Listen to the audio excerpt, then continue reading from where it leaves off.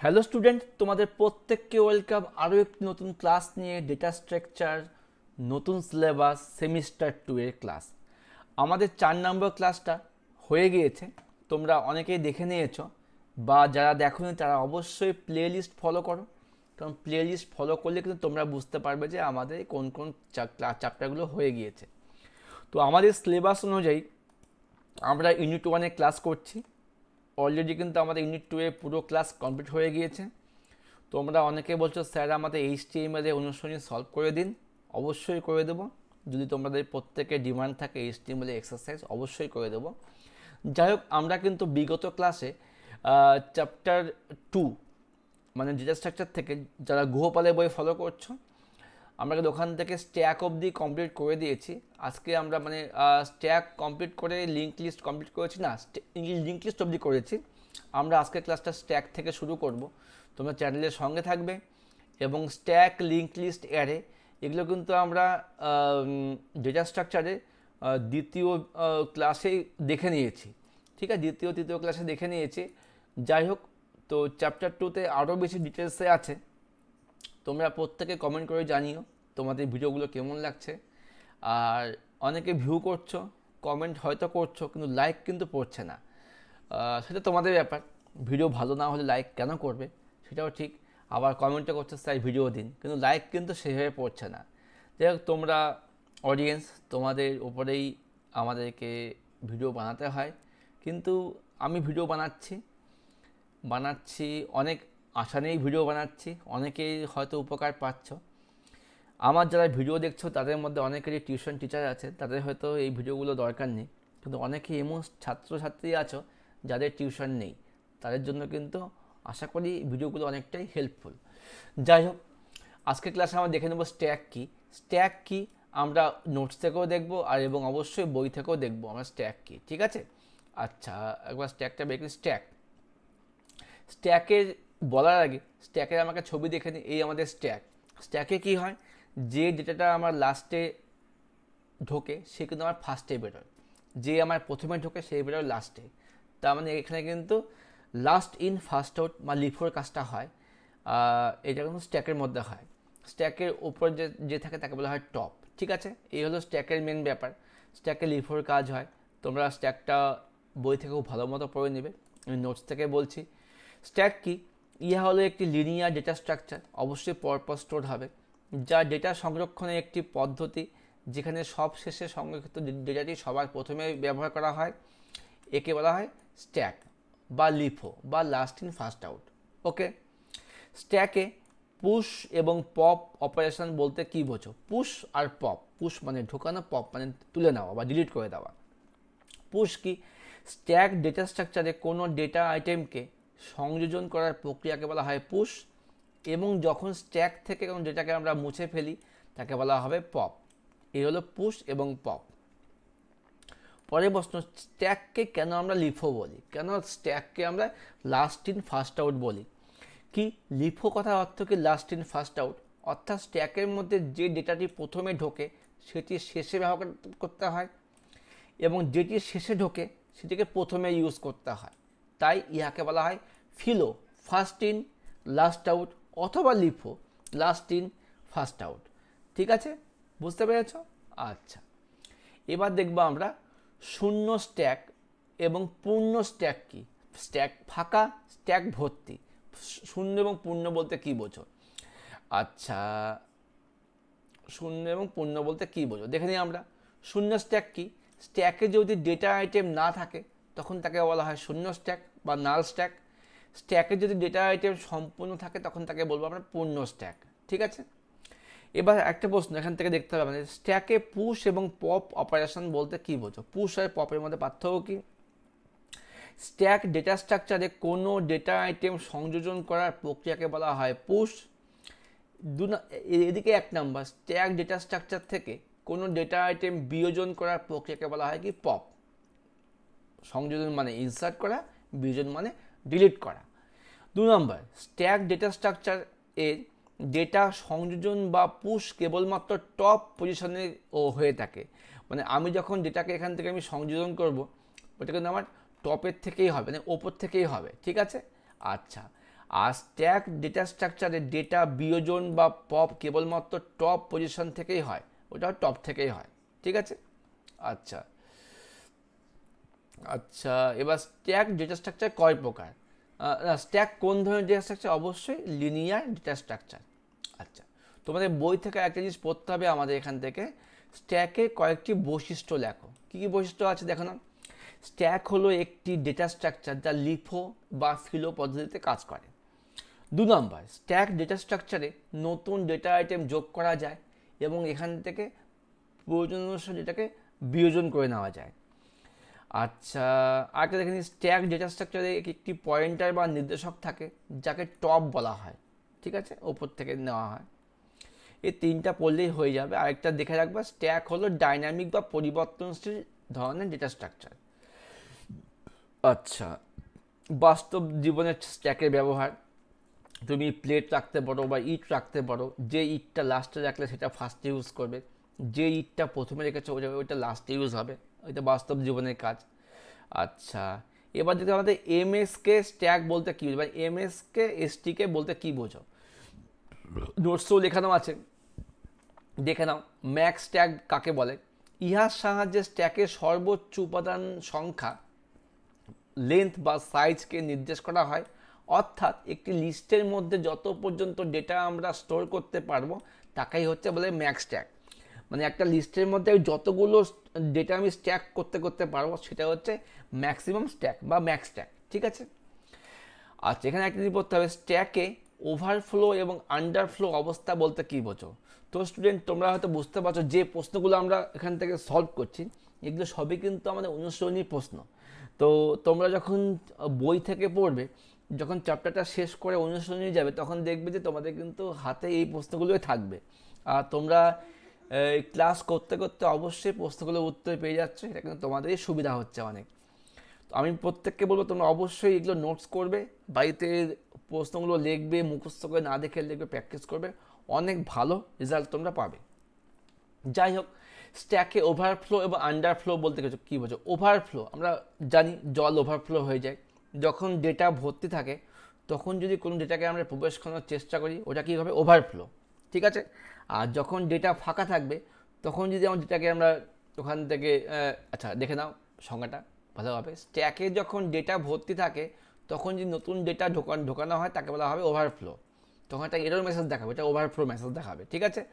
Underflow কোনটা? স্ট্যাকে যখন ফাঁকা থাকবে তখন কোনো এলিমেন্ট যদি আমরা মুছতাম, মানে স্ট্যাকটা ফাঁকা, তাও যদি আমি চেষ্টা করি যে আমি কোনো এলিমেন্টকে মুছবো, তখন যে এরর মেসেজ দেখা যায় ওটা হচ্ছে আন্ডারফ্লো, বুঝতে পারলে? মানে এই দুটো একটা এরর মেসেজ যেটা আমাদের দেখাবে স্ট্যাক ভর্তি আছে না স্ট্যাক ফাঁকা আছে, এই ধরনের দেখাবে, ওকে। আচ্ছা, এবার আমরা দেখে নেব স্ট্যাক আমাদের মোটামুটি হয়ে আসছে। পুশ পপ তো আমরা বুঝে গিয়েছি, পুশ কি পপকে আমরা বুঝে গিয়েছি। ম্যাক্স স্ট্যাক বলতে কী বোঝা? ম্যাক্সটা দেখো এখানে একটা ছবি দেওয়া আছে, আমাদের স্ট্যাকটার সাইজ হচ্ছে 10, ঠিক আছে। তার মানে আমি কিন্তু এখানে 10টা ডেটা সর্বোচ্চ ঢোকাতে পারবো, কিন্তু আমার এখানে দেখো ডেটা আছে 4টে, তবে এই যে আমার ফাঁকাটা আছে এটা হচ্ছে ম্যাক্স স্ট্যাক, মানে সর্বোচ্চ যতগুলো আমি ডেটা আমি স্ট্যাকে ঢোকাবো এটা হচ্ছে আমার ম্যাক্স স্ট্যাক। শূন্য স্ট্যাক কি, পূর্ণ স্ট্যাক কি আমরা দেখে নিয়েছি, মানে ফাঁকা স্ট্যাক আর হচ্ছে ভর্তি স্ট্যাক। আচ্ছা, পুশ অপারেশন কি? আচ্ছা, জানি আমরা এটা। স্ট্যাকে ডেটা আইটেম ঢোকানোর অ্যালগোরিদম কিছু দেওয়া আছে, কী কী ডেটাগুলো ঢোকে, তোমরা একটু বই থেকে পড়ে নেবে। আচ্ছা, যেমন দেখো এখানে টপে হচ্ছে আমার 30, আমার 10, 20, 30 ছিল, এটা টপ আমার পজিশন, এখানে পুস্ট করলো হচ্ছে 40, তাই টপ কিন্তু আমার 1 বেড়ে গেল, ঠিক আছে। যেই আমার টপ বেড়ে গেল তখন দেখো এটা কিন্তু আমার পরেরটা হয়ে গেল, তখন আমার টপ হয়ে গেল 40, এখানে আগে টপ ছিল 30, এখানে টপ হয়ে গেল 40। আচ্ছা, স্ট্যাকে ডেটা আমি কি করে বের করবো? এই একটা ছবি দেওয়া আছে, ডেটা অবশ্যই আমার উপর থেকেই বেরোবে। পপ অপারেশন একই ব্যাপার, তোমার জাস্ট একবার দেখে নেবে, চোখ বুলিয়ে নেবে, ঠিক আছে, তাহলেই হয়ে যাবে। এবার আমরা দেখবো হচ্ছে পুশ পপের পার্থক্য আমাদের আগে হয়ে গেছে, পুশ আর পপের পার্থক্য কী। আচ্ছা, এবার দেখে নিই আমরা একটা নোটস থেকে। আচ্ছা, অ্যারে এবং লিঙ্ক লিস্টের পার্থক্য, আমাদের অ্যারে আর লিঙ্ক লিস্টে কিন্তু আমাদের আগের দিনে ভিডিওতে হয়ে গেছে, এই একটা পার্থক্য তোমাদের দেখতে হবে, তোমরা এখান থেকে দেখে নাও। অ্যারে শব্দে প্রথমে যখনই বলছি আমি যখন আমরা অ্যারে, লিঙ্ক লিস্ট বা এগুলো পার্থক্য পড়বো, অবশ্যই কিন্তু আমরা প্রথমে এটা যে সংজ্ঞাগুলো আছে সংজ্ঞাগুলো আগে লিখে দেবো। তাহলে সংজ্ঞা লিখলে তাহলে কিন্তু আমাদের একটা পার্থক্য ওখান থেকে হয়ে যাচ্ছে। কি আছে? অ্যারে শব্দের আবিধানিক অর্থ হচ্ছে শ্রেণীবদ্ধ সজ্জা, যেটি নির্দিষ্ট সংখ্যক ডেটার সংগ্রহ, যেগুলি কম্পিউটার মেমোরিতে পরপর স্টোর করা হয়। আর লিঙ্ক লিস্ট কি? ইহা হলো একটি লিনিয়ার ডেটা স্ট্রাকচার, যেখানে লিঙ্ক কথার অর্থ হচ্ছে সংযোগ আর লিস্ট কথার অর্থ তালিকা। ডাইনামিক মেমোরি অ্যালোকেশন পদ্ধতিতে প্রোগ্রামের ব্যবহৃত ডেটার মাঝে একটি সংযোগ স্থাপন করে ডেটার এরূপ সংযুক্তিকরণকে বলা হয় লিঙ্ক লিস্ট। এবার দেখে নিই আমরা অ্যারের ক্ষেত্রে এলিমেন্টগুলিকে দুভাবে অ্যাক্সেস করা যায়, র্যান্ডম করা যায় আর সিকোয়েন্সিয়ালি করা যায়। আমি এলোমেলোভাবেও অ্যাক্সেস করতে পারি বা পরপর অ্যাক্সেস করতে পারি, কিন্তু লিঙ্ক লিস্টের ক্ষেত্রে এলিমেন্টগুলোকে সিকোয়েন্সিয়ালি অ্যাক্সেস করতে হয়, পরপরই অ্যাক্সেস করতে হয়। অ্যারে একটি স্ট্যাটিক বা স্থির ডেটা স্ট্রাকচার যেখানে এলিমেন্টের সংখ্যা আগে থেকে নির্দিষ্ট থাকবে। বাট লিঙ্ক লিস্ট হলো অ্যারের ডাইনামিক বা গতিশীল ডেটা স্ট্রাকচার, যেখানে এলিমেন্টের সংখ্যা আগে থেকে নির্দিষ্ট থাকে না। তোমরা যদি আগের ভিডিওটা দেখে থাকো, একটা প্রশ্ন দেখানো ছিল অ্যারে অপেক্ষা লিঙ্ক লিস্ট ব্যবহারের সুবিধা, ওখানে কিন্তু পার্থক্যের মতো করে লেখানো আছে। ব্যাপারে একই। তোমরা যারা ভালো করে নোটসগুলো পড়বে বা চ্যাপ্টারগুলো পড়বে, তারা দেখবে অবশ্যই সব কটা প্রশ্নেরই উত্তর করতে পারবে। ঠিক আছে, তো আমরা কিন্তু সিলেবাস থেকে স্ট্যাক করে নিয়েছি। এবার আমরা দেখবো যে কিউই, আমাদের এখন দেখবো কিউই জিনিসটা কি। ঠিক আছে, আজকে আমরা কিউবি যেমন রিকাশন অবধি দেখে নেব, তাহলে কিন্তু আমাদের অনেকটা ক্লাস এগিয়ে যাবে। আরেকটা ক্লাস থাকবে বাকি, সার্চিং এবং শর্টিং, ওটা করলে কিন্তু আমরা চ্যাপ্টার 1টা মানে ইউনিট 1টা পুরোপুরি কমপ্লিট হয়ে যাবে। দেখে নাও কিউই কি। কিউই কোথায় গেল আমাদের? কিউই কিউই বলার আগে আমি অবশ্যই তোমাদের এই ছবিটাকে খেয়াল করতে বলবো। আমরা কি মনে করো তুমি কাস্টমার কেয়ারে ফোন করছো, ফোন করে দেখছো যে কল বিজি আছে, বলছে ওয়েটিংয়ে থাকো, তার মানে তুমি কিন্তু কিউইতে হয়ে আছো। তোমাকে ওই কাস্টমার কেয়ারের লোকটি তোমাকে লাইনে দাঁড় করে রেখেছে, মানে প্রথমে যে কল করবে সে প্রথমে বেরিয়ে আসবে, যে লাস্টে আসবে সে লাস্টে বেরোবে। তার মানে দেখো এই যে ছবি দেখতে পাচ্ছি আমরা, এখানে প্রথমে এসছে এ হলো প্রথমে বেরিয়ে যাবে, এ লাস্টে আসছে লাস্টে বেরোবে। ঠিক আছে, এইভাবে কিউই মানে লিস্ট মানে পরপর দাঁড়াতে হবে, বাস্তব জীবনে কিউই ব্যবহার। এবার দেখে নিই আমরা কিউই নোটস কী করেছি আমি। কিউই কি? ইহার কয়েকটি বৈশিষ্ট্য লেখো। কিউ হলো লিনিয়ার ডেটা স্ট্রাকচারের ডেটা সংরক্ষণের একটি পদ্ধতি, যেখানে সর্বপ্রথম সংরক্ষিত ডেটাটি সবার আগে ব্যবহার করা হয়, তাকে কিউই বলে। সবার প্রথমটা সবার আগে ব্যবহার করা হয়, তাকে কিউই বলবে। কিউ ডেটা স্ট্রাকচারের বৈশিষ্ট্য কী কী আছে এই তোমরা 1, 2, 3, 4 আমি লিখিয়েছি, বা তোমরা বই থেকেও পড়তে পারো। বৈশিষ্ট্যগুলো দেখো কী আছে। কিউ অপারেশন সর্বদাই ফার্স্ট ইন ফার্স্ট আউট, যে ফার্স্টে এসে ফার্স্টে বেরোবে এই নিয়ম ফলো করে। আচ্ছা, কিউএর সারি ডেটা সংযোজন সর্বদা রিয়ার থেকে হয়, মানে যেটাকে যখন আমি ঢোকাবো এটা এই রিয়ার পজিশন থেকেই হয়। এটা রিয়ার পজিশন আর ফ্রন্ট পজিশন, নিশ্চয়ই ডেটা শেষ লাইন থেকেই ঢুকবে। রেয়ারের মান 0 হলে কিউতে কোনো ডেটা আইটেম বিয়োজন করা হবে। যখন রেয়ারটা ফাঁকা হয়ে যাবে তখন কিন্তু এখান থেকে কোনো ডেটা বেরোবে না, আমার রেয়ার তো ফাঁকাই। রেয়ার অ্যাড্রেসের ডেটা বিয়োজন প্রক্রিয়া কিউ খালি না হওয়া পর্যন্ত চলতে থাকবে। যতক্ষণ না আমার ডেটা কিউটা ফাঁকা হচ্ছে ততক্ষণ কিন্তু আমার রেয়ার থেকে ডেটা বিয়োজনটা চলতে থাকবে।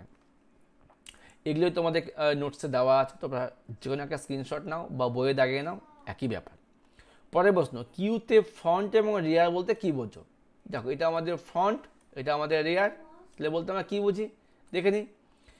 কিউতে প্রথম যে উপাদানটি রাখা হয়, যে প্রান্ত থেকে উপাদান ডিলিট করা হয় তাকে বলা হয় ফ্রন্ট। আমি যে এখানে ডেটা রেখেছি এটা হলো আমার ফ্রন্ট, এখান থেকে আমি প্রথম উপাদান রাখলাম, এখান থেকে আমি প্রথমটাকে বের করে দিলাম, এটা হলো ফ্রন্ট। আর রেয়ার কোনটা? রেয়ার কিউতে শেষে যে উপাদান রাখা হয়, অর্থাৎ যে প্রান্ত দিয়ে এলিমেন্ট যুক্ত করা হয় তাকে বলা হয় রেয়ার। যেখান দিয়ে আমি এলিমেন্ট যুক্ত করবো তাকে বলবে রেয়ার, শেষ দিয়ে যুক্ত করে রেয়ার বলবে, হয়ে গেল। এবার পরের প্রশ্ন, এন কিউ এবং ডি কিউ বলতে কী বোঝো? N Q R D Q তোমরা বুক থেকে পড়তে পারো, দেওয়া আছে N Q R D Q. কী বলছে?